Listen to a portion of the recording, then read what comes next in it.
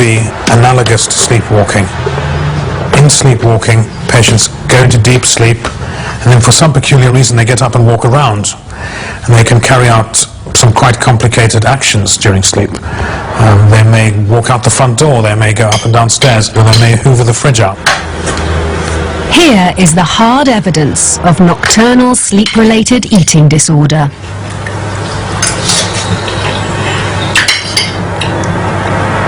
This is not put on, this is not an excuse for night eating. The patient is actually asleep. June takes the food back to bed with her and spends another 10 minutes finishing the plateful. I've tried everything to stop eating my sleep. I've tried not to have any perishable foods in the house, but that still doesn't work, because if I've got something like pasta, I'll get up and cook that.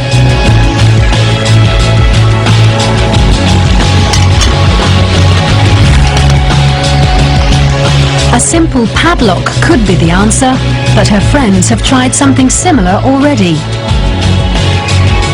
They were aware of my night eat, so I told them about it. So they thought, well, one way around it was to actually, sellotape the fridge, which they did. And great big bounds of brown sellotape. But that didn't last very long. I ripped it off by the next night. We keep the cameras rolling, and on 2 consecutive nights she eats again. On both occasions she actually heats up the food in the microwave, which is just out of vision. I went to see my GP about it twice, but they've always just been dismissive about it. Basically, I think they don't know about it themselves. I went to Overeaters Anonymous to try and get some answers to this eating disorder, but nobody had no idea about it or hadn't even heard of it. What I really do want is to speak to somebody about getting a cure for it.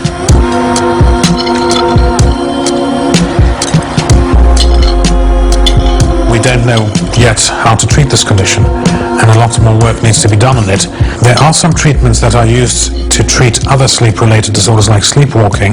The trouble is many of these medications are addictive potentially and habit-forming, and so one wouldn't want to use them for any length of time.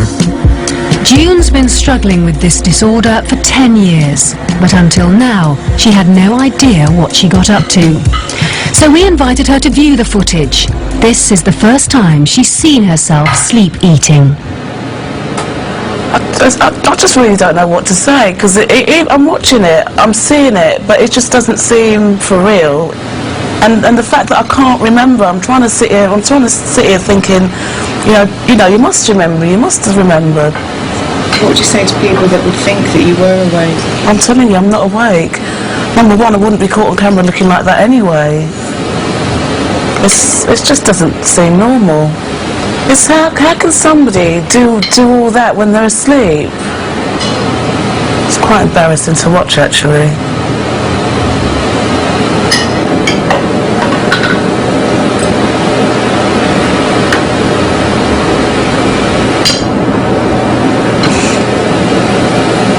Well, it's strange, because when I've always talked about it in the past, I've always laughed about it, but actually seeing it, it's not really a laughing matter.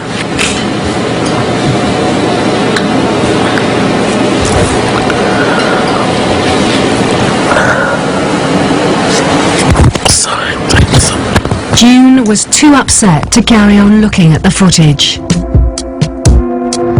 And she's still dieting by day and binging unconsciously by night.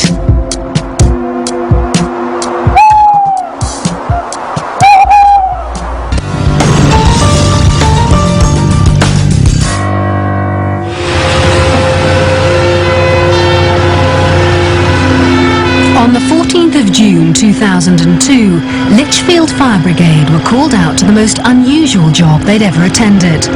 The rescue of 24-year-old Chris Meddings, whose diet had taken him to the brink of death.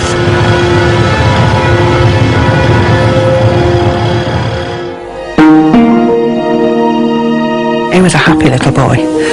He'd have all his toys out and he'd be building things. He had a great big bucket of Lego and he used to love building Lego things. Yeah, we were happy. Yeah. Chris was a normal, healthy child, but when he started school, he began putting on weight. He'd come home and say, "Oh, Mum, they've been teasing me again today." They'd call him fatty and lard, and some of the more vicious ones who knew swear words would call him fat bastard. That really, really hurt.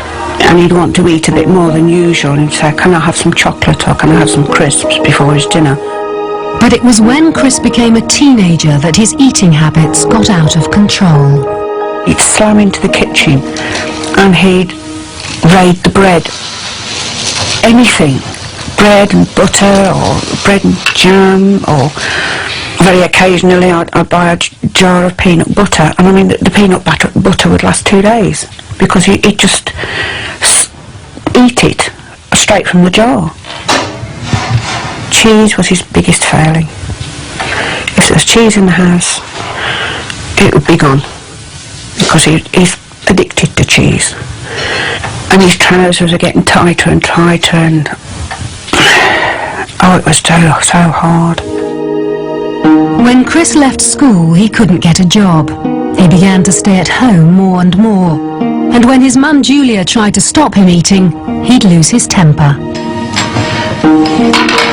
He'd shout and he'd scream, and very occasionally he'd get physical with me. I'd sit down and probably cry because, yes, I was frightened of him at times. Chris carried on comfort eating and got so fat he couldn't get out of bed.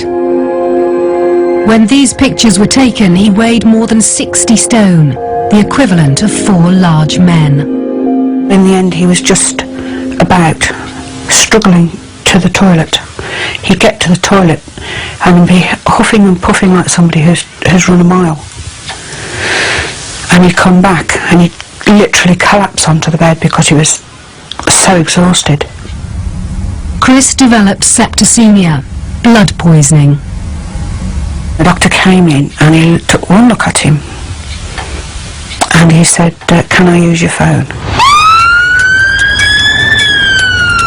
He called the fire brigade, who arrived at the scene with specialist lifting equipment. This was an emergency. The problem that faced us was how are we going to get him out? It was clear that Chris couldn't stand up by himself, so he's going to have to be physically moved by the people who were there. It was a very small room, a bedroom. We'd been in there for, we believe, 3 years. It's very cluttered. So straight away, well, main problems are going to be, there's only one way he's going out, and that's the window. If anything had gone wrong, Chris would have plummeted to the floor. So we had to make sure we took our time and everybody was in position so as not to injure him and not to injure ourselves. It was physically very demanding. He was a very heavy lad.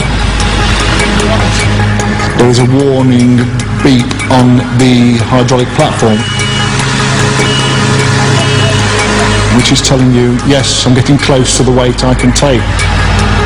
All I could hear was him groaning. He was in such pain.